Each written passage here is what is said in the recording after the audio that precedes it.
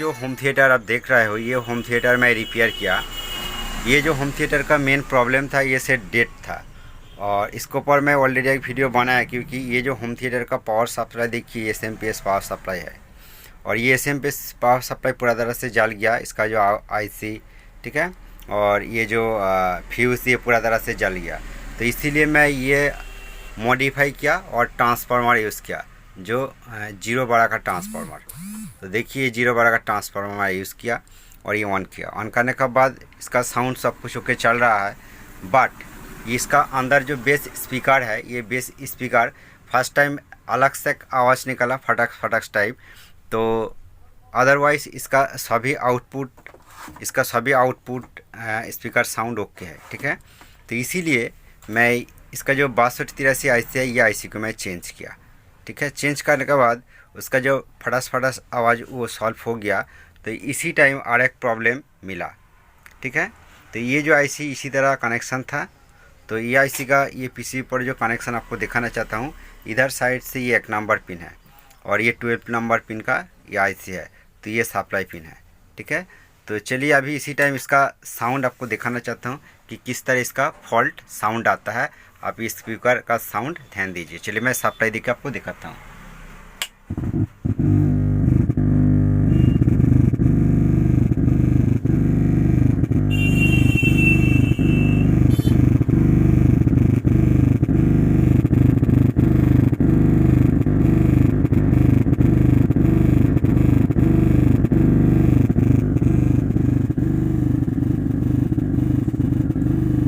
तो दोस्तों चलिए मैं ऑफ कर देता हूँ।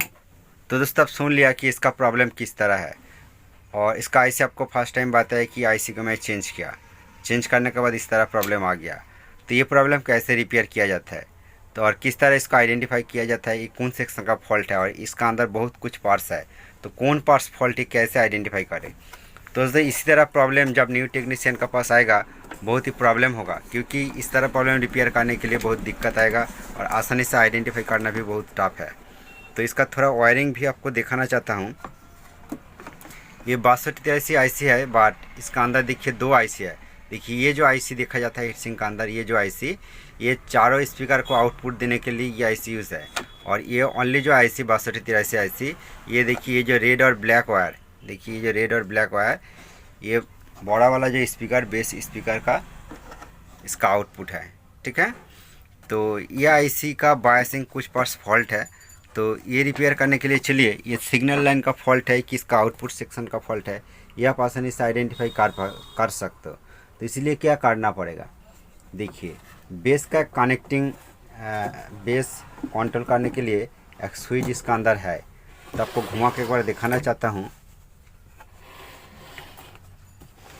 तो दोस्तों ये ओरिजिनल जेब्रानिक कंपनी का होम थिएटर आप देखिए, ठीक है। ये ओरिजिनल जेब्रानिक कंपनी का होम थिएटर है, ठीक है। और इसका ये जो वॉल्यूम स्विच है, ठीक है, ये वॉल्यूम स्विच, और ये जो स्विच देखिए ये बेस साउंड को कंट्रोल करने के लिए ये स्विच यहाँ पर है। तो चलिए ये स्विच, इसका वायरिंग का कुछ प्रॉब्लम है कि नहीं है, थोड़ा सा आइडिया लगा सकते हो इसी तरह। तो इसका जो वायर अंदर चला गया, मैं अभी इसी टाइम चेक किया। चेक करने के बाद चलिए आपको एक बार दिखाना चाहता हूँ।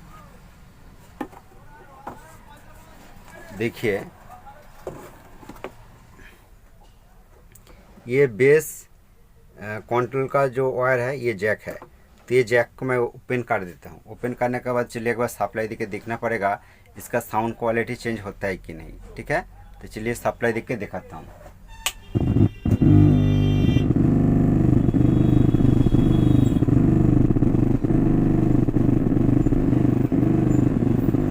तो दोस्तों सेम रिजल्ट, ठीक है।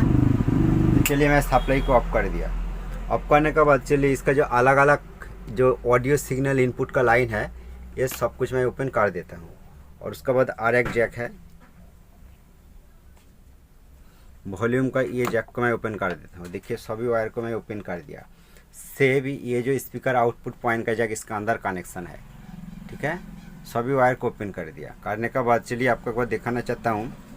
तो दोस्तों ये सप्लाई का जो होम थिएटर का सामने वाला जो पीसीबी है उसको सप्लाई देने के लिए ये यूज़ होता है, ठीक है। तो चलिए मैं एक बार सप्लाई देके दिखाता हूँ। देखिए सप्लाई देने के बाद भी इसी तरह साउंड देखा जाता है।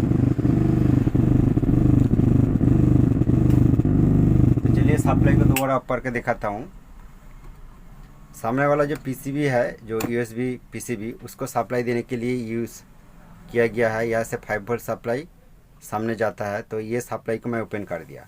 ओपन करने के बाद देखूंगा कि क्या रिजल्ट आता है। चलिए सप्लाई देके दिखाता हूँ। देखिए सभी सप्लाई ओपन करने के बाद तभी इस तरह प्रॉब्लम दिखा जाता है। ये कंटिन्यू ये बेस स्पीकर, इसी तरह प्रॉब्लम, इसी तरह साउंड दिखा जाता है। तो इसीलिए इसी तरह चलिए मैं सप्लाई को ऑफ किया। आपको आइडिया लगाना पड़ेगा कि ये जो 6283 का पीसीबी है, ये पीसीबी का बायसिंग कुछ पार्ट्स फॉल्ट है।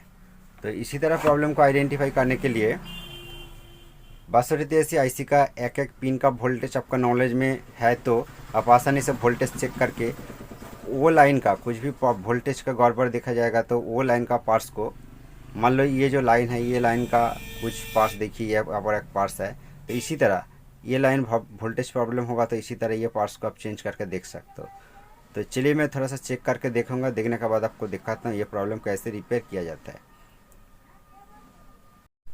तो दोस्तों मैं कुछ पोजीशन टेस्ट किया। टेस्ट करने के बाद चलिए मैं आपको दिखाना चाहता हूँ कि ये आईसी का डाटा शीट आप देखेगा तो मैं स्क्रीन का ऊपर डाटा शीट दे देता हूँ। ठीक है, देखिए ये 1 2 3 4 5 ये 5 नंबर पिन। तो दोस्तों ये ऑडियो इनपुट पिन है और बीच में ये ऑडियो इनपुट का अंदर एक कैपेसिटर है और ये कैपेसिटर बीच में जो कैपेसिटर है, यहाँ से देखिए यहाँ तक एक रेजिस्टेंस है। तो ये रेजिस्टेंस को मैं ओपन किया, ये सिग्नल लाइन का रेजिस्टेंस है, ये रेजिस्टेंस को ओपन किया। चलिए मैं आपको सप्लाई देके दिखाता हूँ। देखिए मैं सप्लाई दे दिया, कुछ भी हमिंग साउंड नहीं है।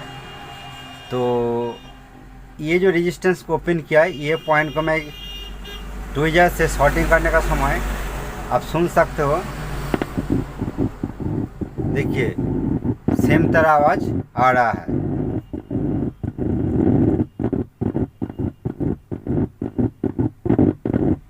देखिए ये कनेक्शन को छोड़ देने के बाद पूरा हमिंग साउंड चला जाता है।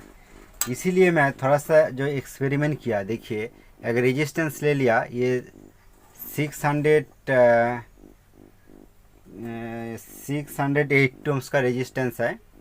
कुछ भी लोअर वैल्यू का रेजिस्टेंस आप ले सकते हो। मेरा पास ये अभी है।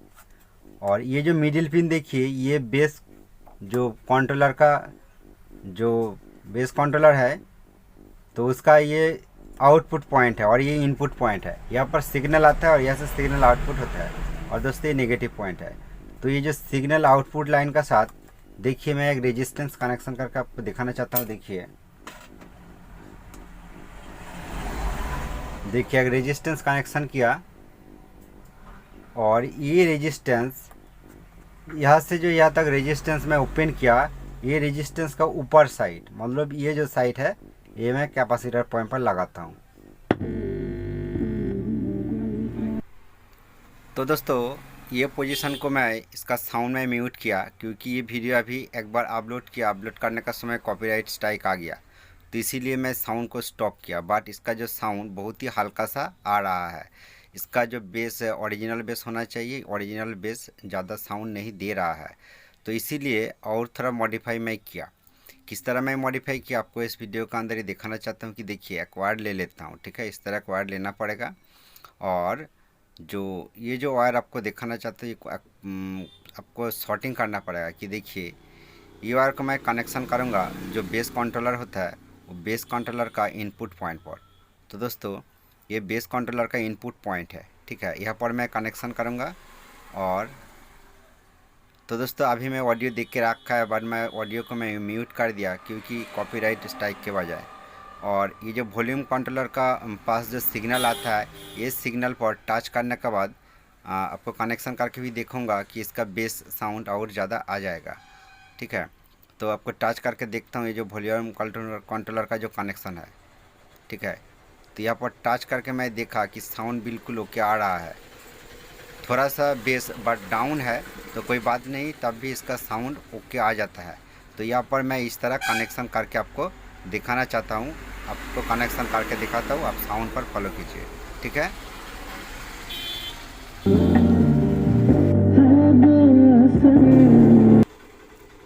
तो दोस्तों फिर भी मैं इसका साउंड को म्यूट कर दिया क्योंकि ये पोजीशन कॉपीराइट क्लेम था। तो चलिए मैं इसी तरह ही मैं कनेक्शन कर दूंगा, क्योंकि साउंड लगभग इसका बेस ओके हो गया, थोड़ा सा बेस डाउन है। तो इसका मेन रीज़न क्या है ये आपको बताऊंगा।